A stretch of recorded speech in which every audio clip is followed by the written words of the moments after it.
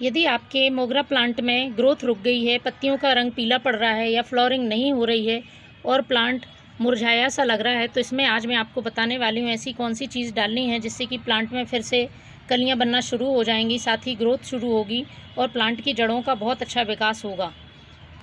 और ये जो मैं चीज़ डालने वाली हूँ वो प्लांट में बहुत अच्छी चमक लाएगी, पत्तियों का रंग हरा रहेगा और प्लांट बहुत अच्छी तरह से ग्रोथ करेगा। क्योंकि फ्रेंड्स, हमें मोगरा प्लांट की मिट्टी में इस तरह के फर्टिलाइज़र डालने की ज़रूरत होती है जिससे कि प्लांट की मिट्टी उपजाऊ बने। यदि मिट्टी उपजाऊ होगी तो उसकी जड़ों में जो भी हम फर्टिलाइज़र डालेंगे वो लगेगा, तो हमें इस तरह के फर्टिलाइज़र यूज़ करना चाहिए। तो आज मैं इसी तरह का फर्टिलाइज़र यूज़ करूँगी जो कि प्लांट की मिट्टी को उपजाऊ बनाएगा, साथ ही मिट्टी का पीएच बैलेंस बना के रखेगा। थोड़ी सी एसिडिक मिट्टी मोगरा प्लांट को पसंद होती है, तो मैं उस फर्टिलाइज़र का यूज़ करूँगी। दूसरी चीज़ प्लांट को हरा भरा और स्वस्थ बनाएगी, तो इसमें हम बताएंगे कि आपको किस तरह से उसको यूज़ करना है करेगा। उसके पहले मैं 1 से 2 बातें आपको मोगरा प्लांट के बारे में बता देती हूँ जो आपको ध्यान रखने की हैं।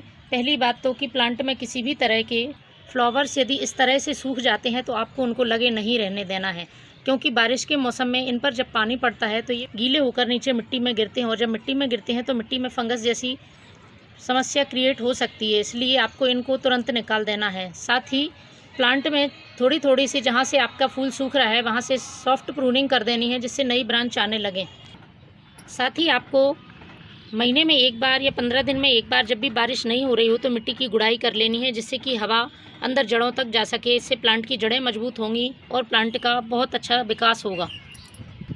तीसरी बात है कि प्लांट में बारिश का सीज़न है, इस तरह से ड्रेनेज सिस्टम आपको रखना है मोगरा प्लांट का कि इसमें पानी ना रुके। यदि पानी रुकता है तो प्लांट की जड़ें हैं वो गल जाएंगी और प्लांट सूख जाएगा, धीरे धीरे पत्तियां पीली पड़ेंगी और प्लांट सूखने लगेगा। तो आपको ध्यान रखना है कि प्लांट की मिट्टी में पानी का किसी तरह का जमाव नहीं होना चाहिए।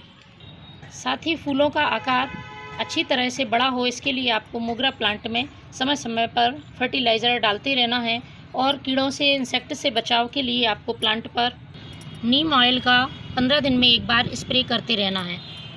तो इसमें फर्टिलाइज़र के लिए आप इसमें वर्मी कंपोस्ट, गोबर की खाद भी डाल सकते हैं, लेकिन मैं आज आपको एक ऐसा फर्टिलाइज़र बता रही हूँ जिससे इस प्लांट की बहुत अच्छी फ्लावरिंग होगी। तो 2 चीज़ें ऐसी हैं जो प्लांट की फ्लावरिंग और पत्तियों का रंग हरा करने के लिए ज़रूरी हैं। आप यदि उनको डालते हैं तो आपका मोगरा प्लांट बहुत अच्छी तरह से ग्रोथ भी करेगा, साथ ही पत्तियों का कलर भी शाइन करेगा। तो ये है used T leaf. Used T leaf plant की मिट्टी की पीएच को बैलेंस बना के रखती है, थोड़ा सा एसिडिक करती है और एसिडिक मिट्टी मोगरा प्लांट बहुत पसंद करता है। इसके साथ ही दूसरी चीज़ मैं जो डालने वाली हूँ वो है ये एप्सम सॉल्ट। एप्सम सॉल्ट की आपको आधा चम्मच एप्सम सॉल्ट पॉट की साइज़ के हिसाब से डालना है।